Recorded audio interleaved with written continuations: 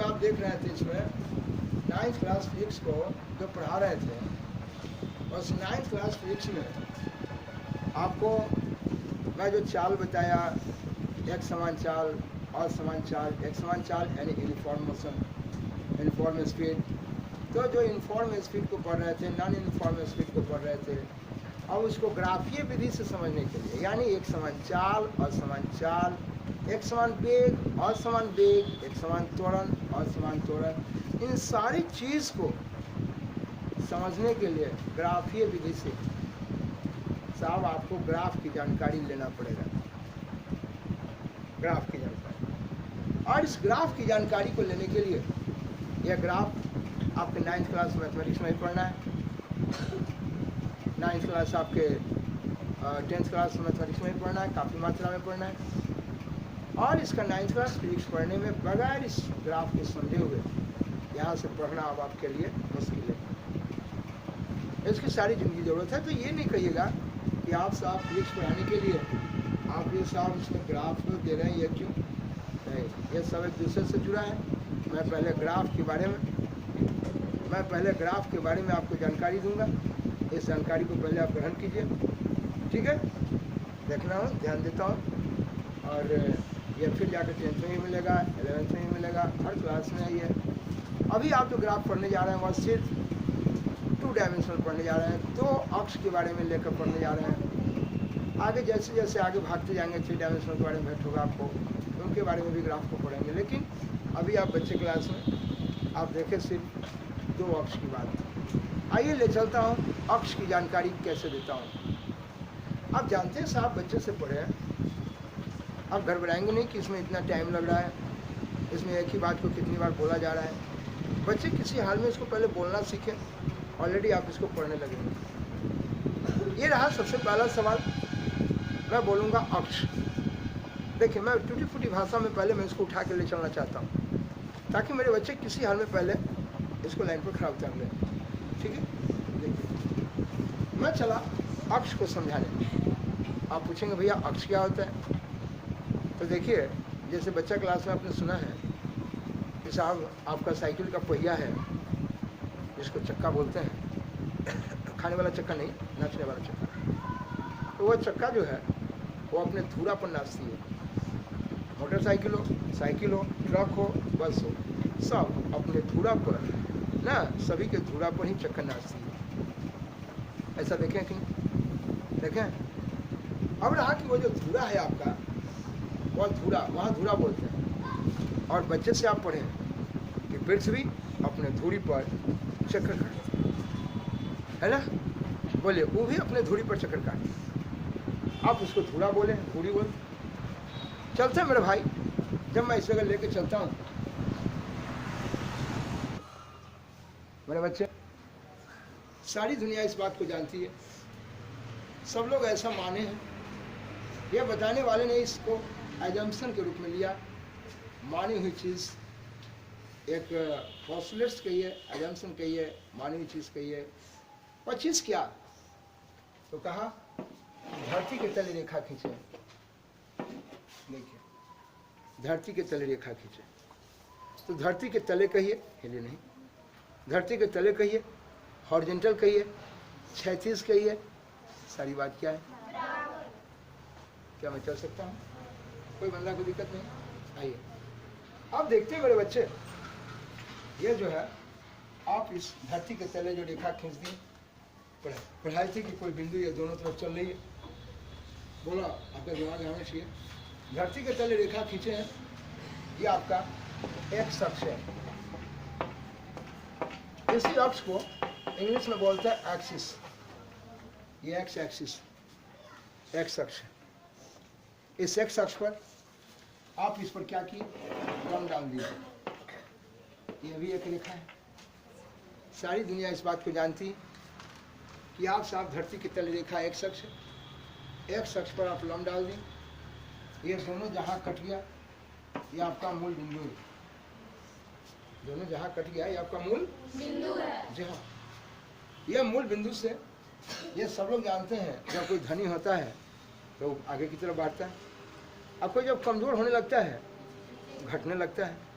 तो लोग कहता है, जैसे हमारे निरंजन स्वामी कहते हैं, ऐ एक लाख दे देंगे ना कि धंस जाएगा। धंस जाएगा मतलब बेचारा कहाँ चल जाएगा? कोई दिक्कत है आपको? धंस जाएगा मतलब कहाँ चल जाएगा? कहता है क्या कहता है निरंजन स्वामी जो है ना, ये गांव का मुखिया वाला नहीं तो एकदम हड़हड़ाए चल जाए था ऊपर। 2 लाख 3 लाख 4 लाख 10-20 लाख कमाए ले जा रहा है, यानी बढ़ रहे हैं, इनकी बढ़ोतरी हो रही है। तो बोले मेरे बच्चे, ये आपका मूल बिंदु है, मूल बिंदु से मैं ऊपर भाग रहा हूँ। ये देखिए आपका 1 है, ये आपका 2 है, ये 3 है, ये 4 है। ये मूल बिंदु से ये बेचारा ऊपर भाग रहा है। आपको कोई दिक्कत है क्या? और ये बेचारा मूल बिंदु से ये देखिए कहाँ जा रहा है। बहुत अच्छा बोले आप। और ये मूल बिंदु से ये देखिए दाएं तरफ भाग रहा है। 1 2 3 4। ऐसा मत कहिएगा कि भाई 4 नंबर आदमी आपको घुस दे दिया क्या कि आप साहब सिर्फ 1 से लेकर 4 तक ही लिखते हैं। ऐसा कोई बात नहीं है मेरे बच्चे, मैं चल सकता हूँ। मूल बिंदु से ये बाएं तरफ है, ये देखिए -1। बोले नहीं अच्छे लगे नहीं सभी। और ये -3। ये मेरे बच्चे ये तीर का निशान दिया हुआ है, ये कहाँ जाएगा इसका कोई ठिकाना नहीं है। मूल बिंदु से ऊपर गए प्लस में, नीचे आ गए माइनस में, दाएं तरफ गए प्लस में, बाएं तरफ आए माइनस में। ये सभी लोग जानते हैं। आप संख्या रेखा पर आप बच्चे से पढ़े हैं, 0 से दाएं तरफ प्लस में और बाएं तरफ माइनस में। ये आपने देखा, ये धरती के तले रेखा है, एक अक्ष है। ये आपका मूल बिंदु है, ये ऑरिजिन पॉइंट है। ये मूल बिंदु से ये दाएं तरफ है, इसलिए ये प्लस में। देखिए, इसलिए यहाँ पर प्लस दिखाने की जरूरत नहीं है। यहाँ प्लस ना भी देंगे तो यार सभी समझेंगे ये धनात्मक है, प्लस में। बाएं तरफ आ जाइए, ये माइनस में। माइनस दिखाने की जरूरत नहीं, लोग इसको इस पर डैश का चिन्ह देता है, लोग समझ जाता है कि ये ऋणात्मक है। मैं चल सकता हूँ। मूल बिंदु से दाएं तरफ प्लस में और बाएं तरफ माइनस। सीधा बैठिए और ये देखते हैं ये माइनस में आ गए। आप देखना चाहते हैं मूल बिंदु से जो ऊपर जा रहा है, बहुत बात क्यों करें आप, ऊपर जो जा रहा है प्लस में और नीचे जो आ रहा है माइनस। इस तरह से मेरे बच्चे ये इनका एक्स एक्सिस अक्ष और ये देखिए वाई अक्ष। मैं जानना चाहता हूँ ये आपका वाई अक्ष, यह लिखने का तरीका है। इसमें देखिए डैश टाइप का मार्कर लिखे हैं, वाई अक्ष एक्स अक्ष। इसी एक्स अक्ष को लोग बोलता है भुज। हाँ बाबू, बहुत अच्छा बात बोला आपने। ये देखिए यहाँ ठीक है मेरे बच्चे, यहाँ भी नहीं, यहाँ मेरे बच्चे यह वाई अक्ष। इसी एक्स अक्ष को रंजन, इसी अक्ष एक्स अक्ष को लोग भुज बोला है, जिसको भुज को बोलते हैं आज शीशा। हमको दिक्कत हो रहा है ना बाबू। ये वाई अक्ष है मेरे बाबू। ये जो आपको बताया ये आपका भुज है और ये देखो ये आपका कोटि है। ये वाई अक्ष जो है मैं इसको बोला कोटि। इसी भुज को इंग्लिश में आज शीशा बोलते हैं और इसी कोटि को लोग ऑर्डिनेट बोलता है। यह भुज और कोटि, यह भुज जिसको है शीशा, कोटि जिसको बोलते हैं ऑर्डिनेट। मूल बिंदु से अगर साहब माइनस में जाना हो वाई अक्ष पर नीचे जा रहे हैं, एक्स अक्ष पर माइनस में जाना हो मूल बिंदु से बाएं तरफ आएंगे। बोलो इतना बात बोलने में कोई दिक्कत नहीं। जिस तरह से यहाँ देखिए ये संख्या रेखा है, जिस संख्या रेखा पर मूल बिंदु से दाएं तरफ गए हैं तो यह प्लस में 1 सेंटीमीटर, और जितना 1 सेंटीमीटर यहाँ लंबा है उसी में एक और जोड़ेंगे तब ना 1 1 2 होगा। ऐसा नहीं कीजिएगा कि यहाँ लंबाई कुछ लीजिएगा और यहाँ लंबाई बड़का बोले लीजिएगा। आप एक समान लंबाई लीजिएगा तब नहीं। यह लंबाई, यह दूरी, इसी एक अक्ष पर की ये दूरी को लोग बोलता है नियामक। दूरी को, दूरी जो है एक्स अक्ष पर की दूरी है, एक्स अक्ष पर का नियामक है। एक्स अक्ष पर का ये दूरी है, ये नियामक है। दूरी कहिए, नियामक कहिए, सब बात क्या है? जानते हो? तो बोलिए, मैं बोलूँगा कभी दूरी, कभी बोलूँगा नियामक, सब बात क्या है? इसी एक शख्स पर की दूरी को लोग निर्देशांक भी बोलता है। क्या बोलता है?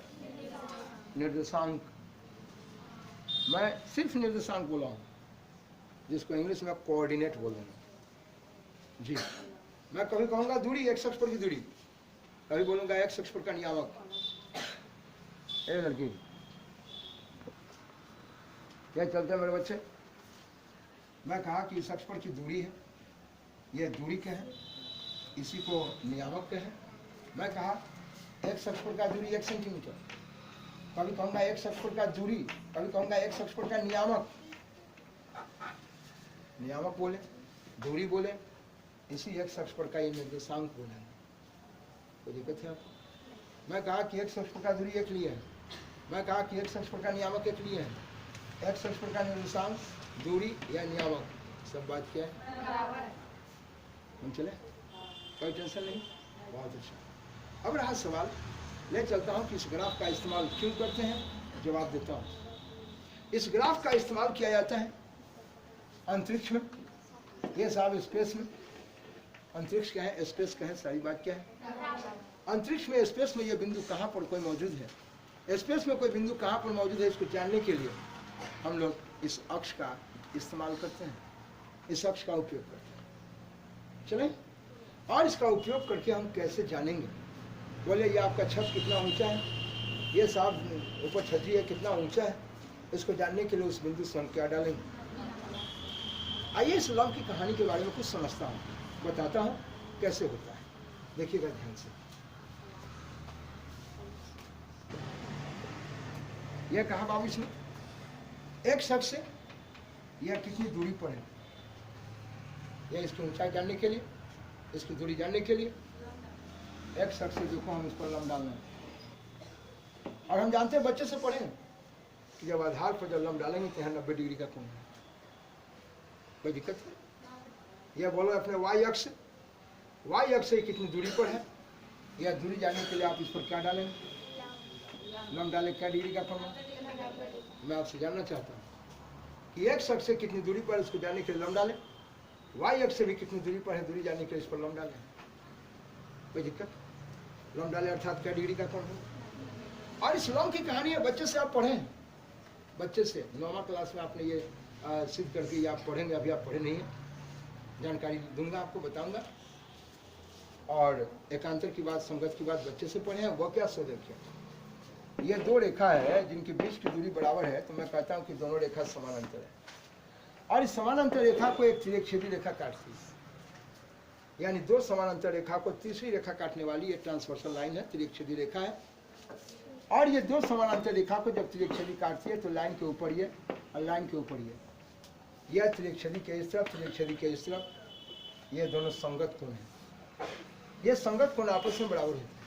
यहाँ भी देखो लाइन के ऊपर ये भी, लाइन के ऊपर ये भी, त्रिज्यछेदी के इस तरफ इस तरफ ये भी संगत कोण है, संगत कोण बराबर है। तब जब दो रेखा समानांतर होगा, या अगर हम बता दें कि अगर संगत कोण बराबर है तब समझ जाएंगे कि दोनों रेखा क्या है, समानांतर। और मेरे बच्चे, संगत कोण की बात जो हुई है ये अभिगृहित है, ये अपने आप में सिद्ध है, ये 9वां में सिद्ध कर दो, देखिएगा ये सिद्ध किया हुआ है, ये अपने आप में सिद्ध है, इसको सिद्ध करने की आवश्यकता कि अगर संगत कोण बराबर है तो समझ जाएंगे कि दोनों रेखा समानांतर है, या अगर ये समानांतर है यानी कि संगत कोण आपस में क्या है। तो मेरे बच्चे देखिए, मेरे बच्चे मैं भी आपको बताया, अगर एक रेखा पर अगर यहाँ भी लम्ब डाल दें और इसी रेखा पर यहाँ भी लम्ब डाल दें, मेरे बच्चे ध्यान देंगे, ठीक है? लम्ब डाल दिए तो यहाँ क्या डिग्री का कोण बन रहा है, यहाँ भी क्या डिग्री का कोण बन रहा है। वाह, मैं साहब ये भी बात ज्यामिति से आप पढ़ेंगे 9वां क्लास में, ये सिद्ध करके 9th क्लास में आप पढ़ेंगे कि अगर ये देखिए दो रेखा है, दो रेखा को देखो, एक तीसरी रेखा ही टच कर रही है, छू रही है, तो ये त्रिज्यछेदी का काम करती है, ट्रांसवर्सल लाइन का काम करती है। और त्रिज्यछेदी के इस तरफ ही यहाँ भी एक कोण बन रहा है और यहाँ भी एक कोण बन रहा है, ये भी 90 का कोण बन रहा है और ये भी 90 का कोण बन रहा है। और हम जानते हैं कि दोनों कोण को जोड़ेंगे तो ये बन जाएगा 180। क्योंकि आप किसी रेखा पर जब लम्ब डालते हैं तो 90 बनता है, किसी रेखा पर 90 लम्ब डाल दिए तो कितना बन गया, 90। और एक रेखा है, देखिए दो रेखा को अगर एक तीसरी रेखा छू रही है और त्रिअक्षरी के इसी तरफ ये दोनों कोण का जोड़ अगर 180 है तो समझ जाइए कि दोनों रेखा समानांतर है। क्या है? समानांतर। क्या समझ जाएंगे आप? कोई टेंशन नहीं, तो लाइन तो बने रहिए। मैं जानना चाहता हूँ इसके बारे में। जब आप बोले थे आप ही बोलिए, ये आपका एक्स अक्ष है, ये आपका वाई अक्ष है, दोनों एक दूसरे से क्या डिग्री पर झुका है? 90 डिग्री। हमेशा आपका एक्स अक्ष और वाई अक्ष दोनों एक दूसरे से समकोण पर झुकता है। किस पर झुकता है मेरे बच्चे? और ये जिस समकोण पर झुक रहा है, मैं कहता हूँ कि बोले अंतरिक्ष में ये बिंदु कहाँ पर है?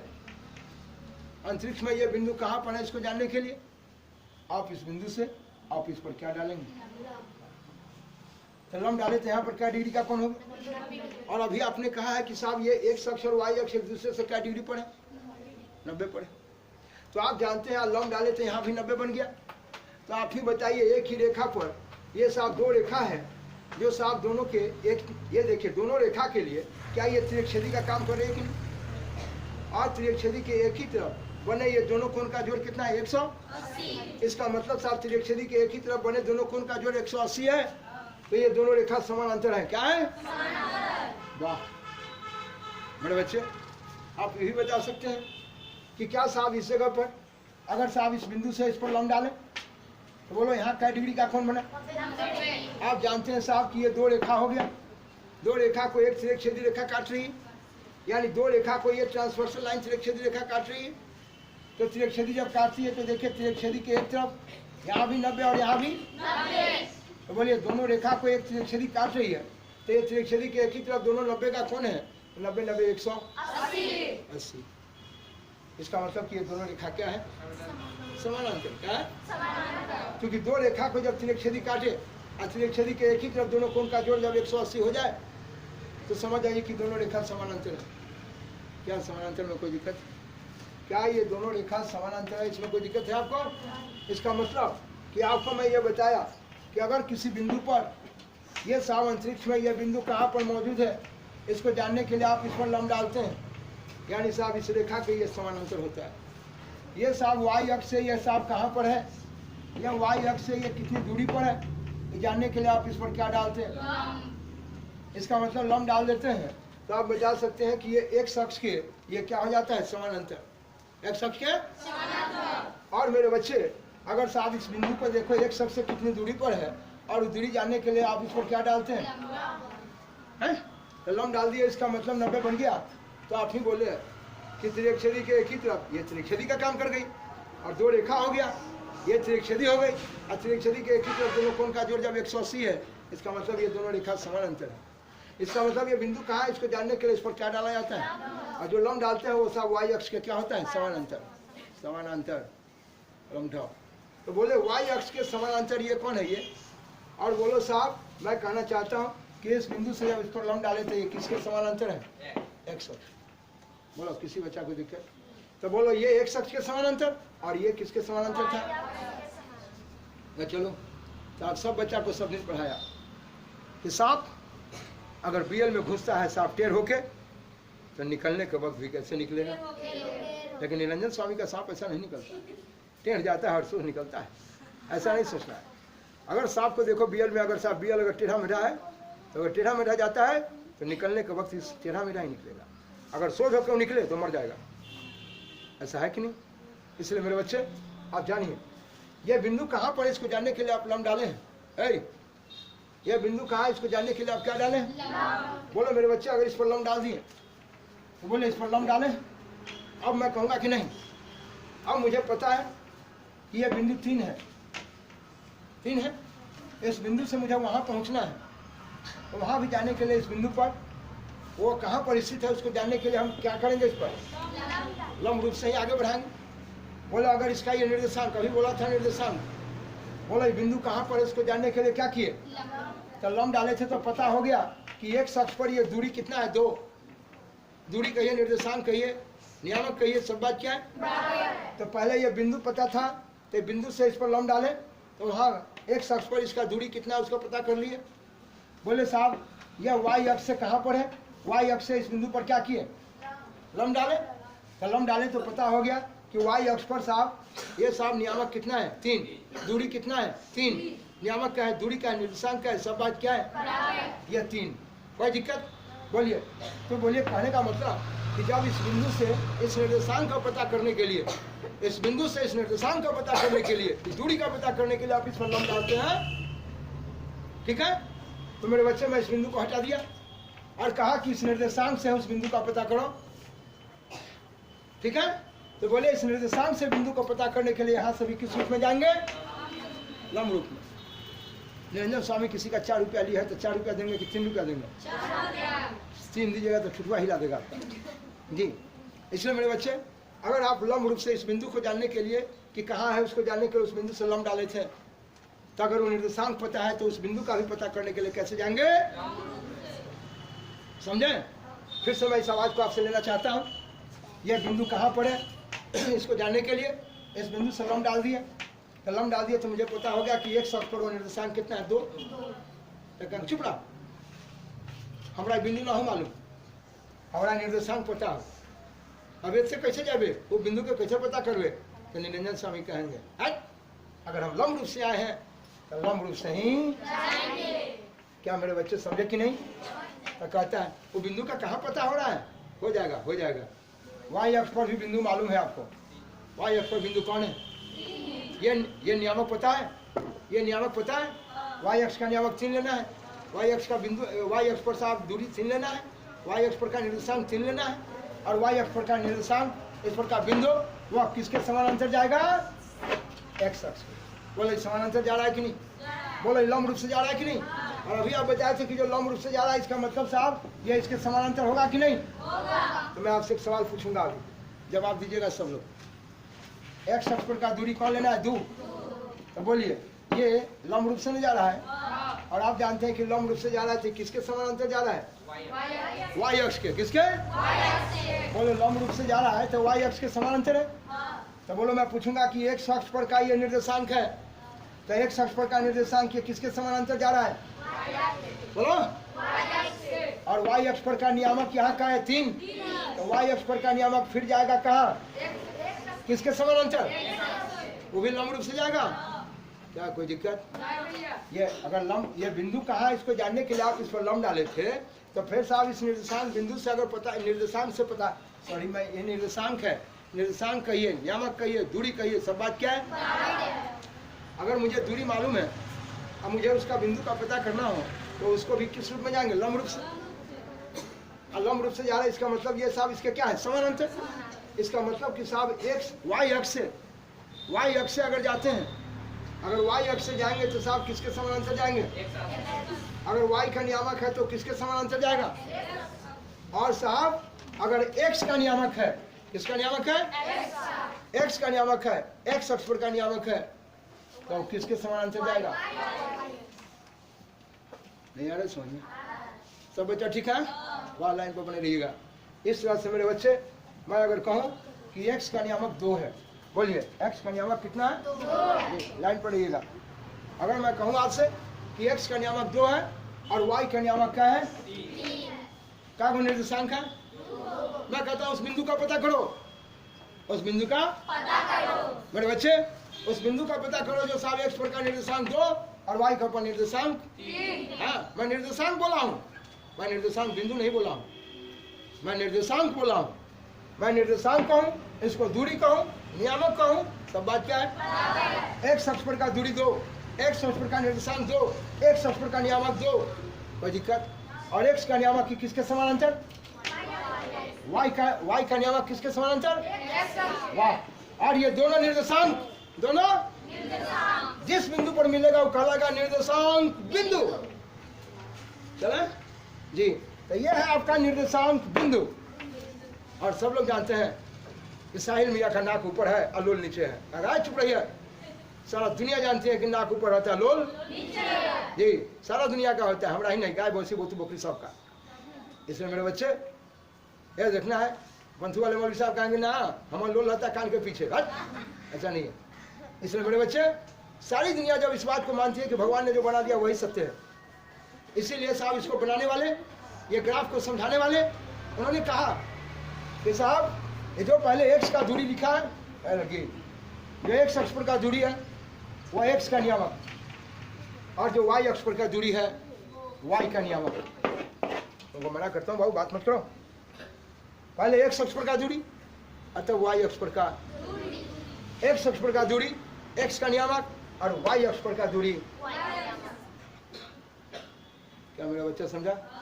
तो बोलो किसी भी निर्देशांक बिंदु में यह निर्देशांक है, यह निर्देशांक है, लेकिन ये दोनों जहां मिल गया वो निर्देशांक समझे?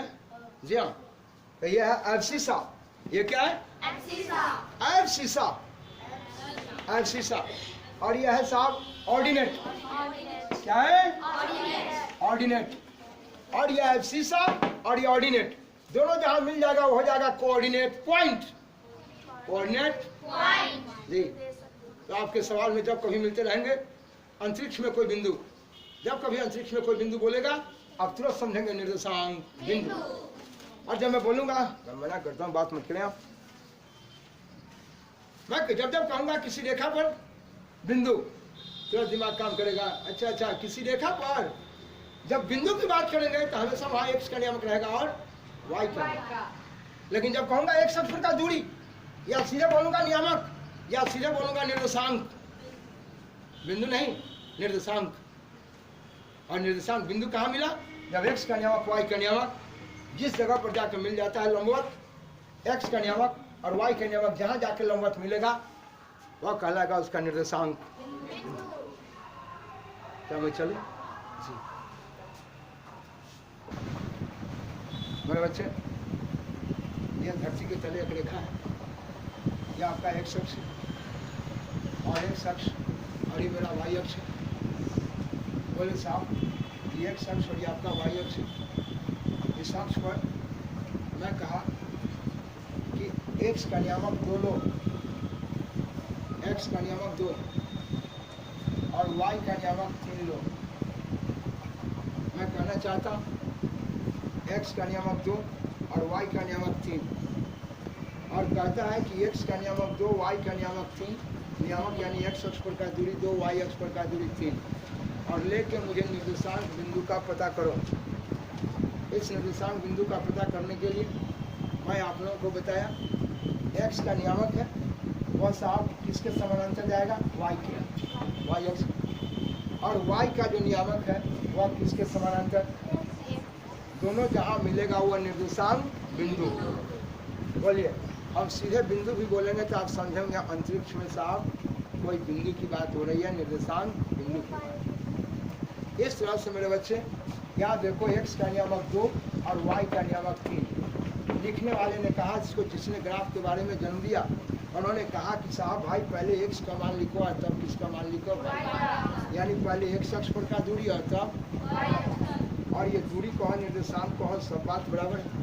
और ये दोनों निर्देशांक जिस बिंदु पर मिलेगा वह कहलाएगा निर्देशांक बिंदु, कोऑर्डिनेट पॉइंट। यानी ये एब्सिसा और ये ऑर्डिनेट, और ये दोनों मिलकर ये बन गया कोऑर्डिनेट पॉइंट। ठीक है मेरे बच्चे, आप देखो ग्राफ खींचने के लिए क्या करता हूँ मेरे बच्चे, मैं ले लेता हूँ एक्स का, ये देखिए वाई अक्ष पर का दूरी -2 ले लिया, मैं इसको लिख दिया इधर। आप सभी जगह दूरी बराबर लेंगे मेरे बच्चे, इस पर ग्राफ पेपर पर काफ़ी बात होगी और क्लास में बात होती है। बोले साहब एक्स अक्ष पर का दूरी -2, वाई अक्ष पर का दूरी -2 और ये एक्स अक्ष पर का दूरी मान लेता हूँ ये -3, ऊपर इसलिए लिख दिया कि इधर से मिट जाता है। बोलिए मैं बताया कि ये वाई का नियामक है वह किसके समानांतर जाएगा? एक्स के। देखिए एक्स अक्ष के समानांतर जाएगा। और ये देखिए ये वाई का नियामक एक्स अक्ष पर का नियामक यह किसके समानांतर आएगा? वाई के। और दोनों जहाँ मिल जाएगा वो कहलाएगा उसका निर्देशांक।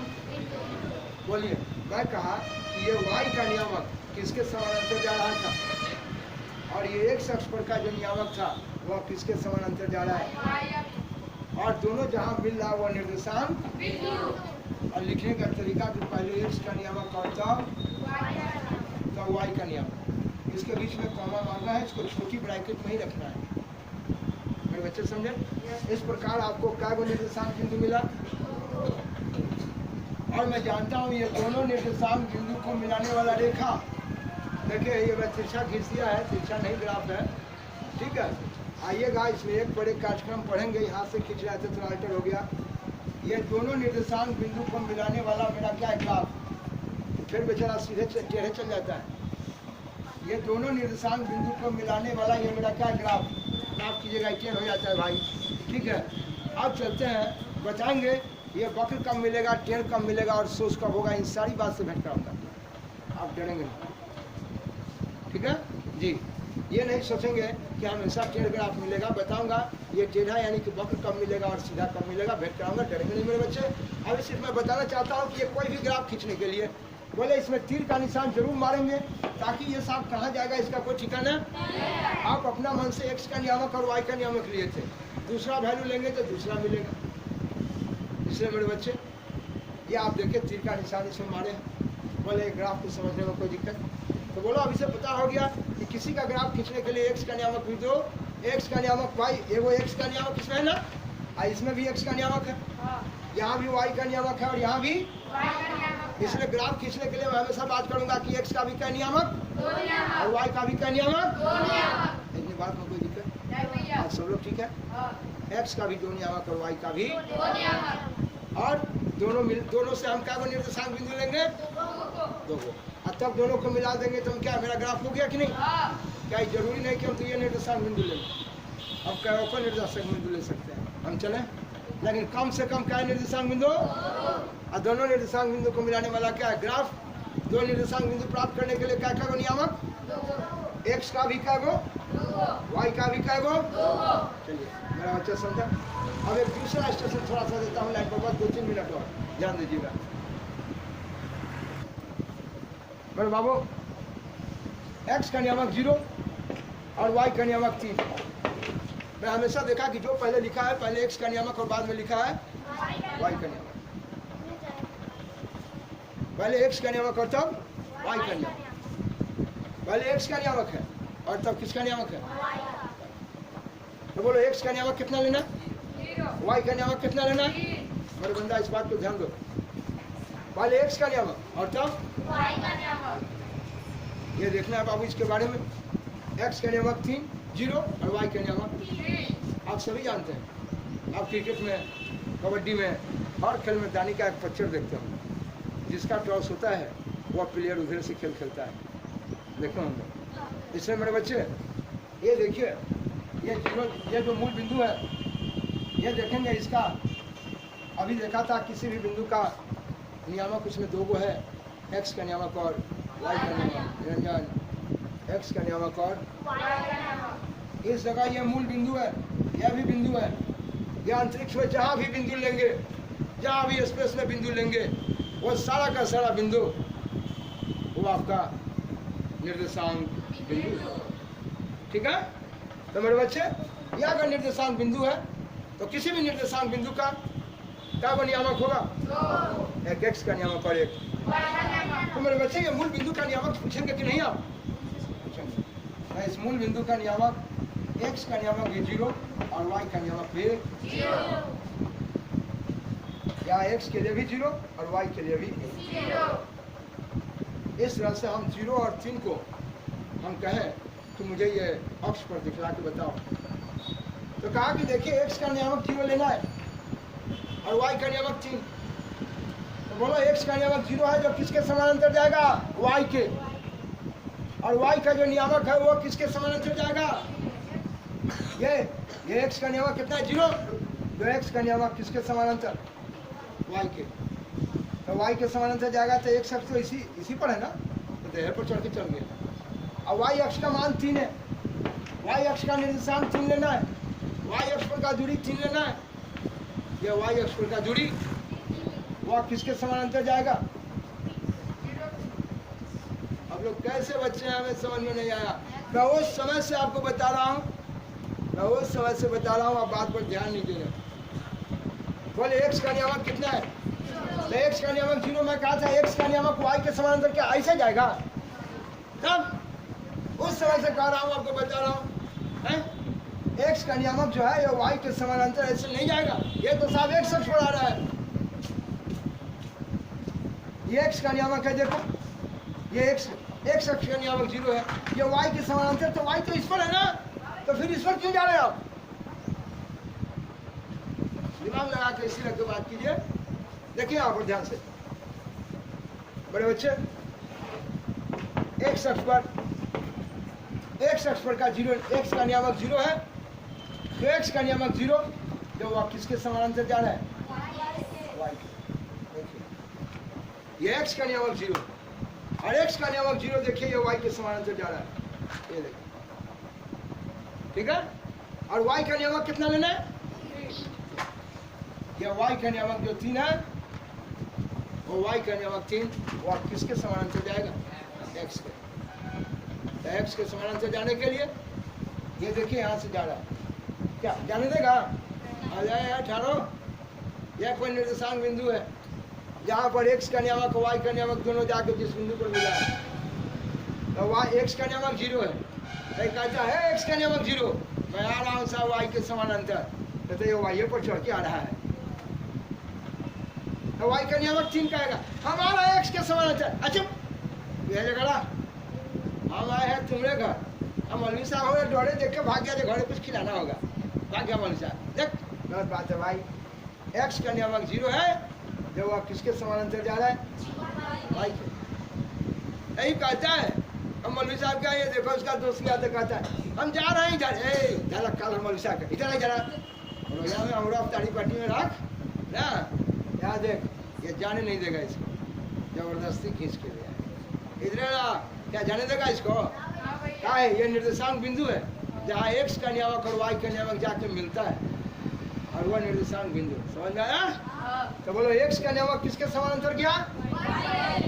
तो क्या वाई के नियामक को जाने देगा? कारण देगा इधर हम ये जगह लिया तू भागवे जगह से, हमारा निर्देशांक बिंदु कैसे मिलता ही? अरे मेरे बच्चे इसी जगह मिल गया आपका 0 और कौन मिला 3। तो मेरे बच्चे एक्स का नियामक 0 और वाई का नियामक कौन है? तो मेरे भाषा में वो चीज़ सीखिए, 0 मुर्दा है और 3 जिंदा है, जिंदा है, इसलिए मुर्दा जो है, जो जिंदा है, वाई अक्ष पर का नियामक जिंदा है, वाई अक्ष पर का नियामक जिंदा है, इसलिए देखिए ये जो निर्देशांक बिंदु मिला वह कौन अक्ष पर मिला? वाई अक्ष, जो जिंदा है उसी पर, ठीक है। अच्छा देखिए यहाँ लिखे हम 3 और 0, यह 3 और 0, देखिए यह फिजिक्स पढ़ाने के लिए मैं इसको पढ़ा रहा हूँ, यह गणित में भी आपको यही चैप्टर में पढ़ना है, ठीक है ना, इसलिए मैं सीधे इसमें लिख दिया था 9th क्लास, ठीक है, ध्यान दीजिएगा इसको। एक्स का नियामक 3 और वाई का नियामक, ठीक है। तो बोलिए एक्स का नियामक 3 यहाँ पड़े और वाई का नियामक क्या लेना है? 0। देखेंगे ध्यान से, देखिएगा बाबू, एक्स का नियामक 3 और वाई का नियामक, इसलिए मेरे बच्चे एक्स का नियामक 3 वाई का नियामक 0, बोले एक्स का नियामक है किसके समानांतर जाएगा? हम वाई का नियामक 0 है और वाई के नियामक जो है वो किसके समानांतर आएगा? एक्स के। नहीं तो इसी पर चढ़ के आएगा, वाई के नियामक 0 किसके समानांतर आएगा? एक्स के, ए पर चढ़ के आएगा। तो क्या एक्स के नियामक 3 कोई भाग नहीं देगा? है लग कलर है इधर आ, क्या किसी बच्चा को दिक्कत? क्या मेरा बच्चा समझ रहा? बोले एक्स का नियामक 3 और वाई का नियामक क्या है? एक्स का नियामक 3 है जगह और वाई का नियामक 0 है, वाई का नियामक 0 भी तो इसी जगह है, लेकिन वाई का नियामक 0 वो किसके समानांतर जाएगा? एक्स के। तो एक्स से एक्स पर इसी को चढ़ के चल जाए, नहीं क्या? इसलिए एक्स का नियामक 3 और वाई का नियामक क्या इसी जगह मिला? तो क्या 0 3 और 3 0 कभी बराबर है? या एक्स का नियामक 3 वाई का नियामक 0, तो एक्स अक्ष पर वाला जिंदा है, एक्स अक्ष पर वाला जिंदा है, इसलिए एक्स अक्ष पर मिला। यहाँ वाई अक्ष पर वाला जिंदा है, इसलिए कौन अक्ष पर मिला? मेरी बात समझे? क्या समझे कि नहीं? तो बोले साहब यह दोनों को मिलाने वाला 2 निर्देशांक बिंदु है, और दोनों निर्देशांक बिंदु को मिलाने वाला मेरा क्या है? ग्राफ। क्या है? क्या मेरा बच्चा समझा? ग्राफ खींचने के लिए कम से कम क्या निर्देशांक बिंदु? क्या मेरे बच्चा को एक ग्राफ समझने में कोई दिक्कत? तो समझिए कि आपका 9th क्लास ये साहब फिजिक्स को पढ़ना है, 9th क्लास फिजिक्स। इसके लिए इस ग्राफ की काफ़ी आवश्यकता होगी। इसी को पढ़ाने के बाद हम ढाल के बारे में आपको समझाएंगे। एक समान चाल, एक समान वेग, एक समान त्वरण, दुनिया जहाँ ढेर सारी चीज़ को आप समझेंगे। इसीलिए इसको 9th क्लास फिजिक्स के लिए ज़रूरत थी, जिसको मैं दिया है। 9th के मैथमेटिक्स में भी ज़रूरत है। ठीक है जी, चलता हूँ, ढेर सारी बात को देते रहूँगा। अच्छा लगे तो शुरू से लेकर अंत तक देखेंगे तो आनंद आएगा। थोड़ा सा ऊपर नीचे देखते रहेंगे तो समझ में नहीं आएगा कि भाई क्या है नहीं है। गहन अध्ययन कीजिए, इसको ढेर सारी बात ग्राफ पर देंगे और सारी बात मिलते रहेंगे। तब तक के लिए फिर मिलेंगे। ठीक है जी।